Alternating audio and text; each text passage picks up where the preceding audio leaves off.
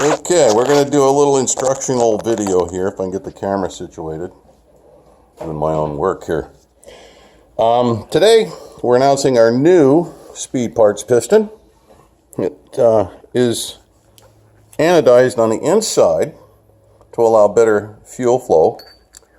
Not to mention it makes the skirt a little bit stronger. So we're always looking for skirt strength.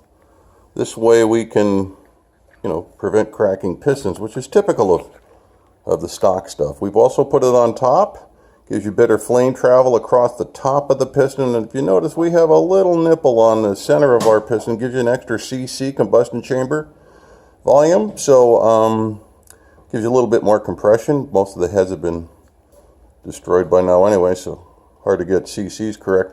We also hard anodized our ring groove. This is a very slippery hard anodize. I don't know if you can see it in the video, but we've done it to the ring groove, and that stops from the ring from, basically you'll see when you tear down your motor, you'll always see a lot of etching on the top of the ring.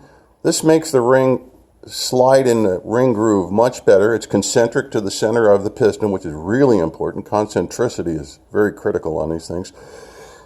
And we've also done the actual pin bore. Now, why do you do the pin bore? The pin bore has 9/10 of a thousandths clearance, to give you an idea of that. It's pretty tight. So typically when you tear your motor down, you'll find that it's difficult to get the pin out. And that's because the pin is now etching with the pin aluminum, because you've got two different materials. So this insulation, plus it reflects heat and stuff, so it keeps heat down. But what it does is it makes the pin, there's no lubrication on this pin, and you guys know what it looks like when you drop these in. This will drop in all by itself if you shake it a little bit, but you'll see it falls right out.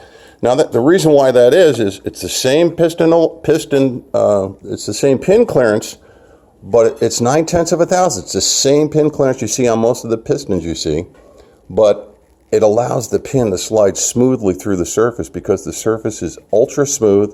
It's a very hard material, stopping pin bore galling. Typically, you won't need a wrist pin puller to get these things out anymore.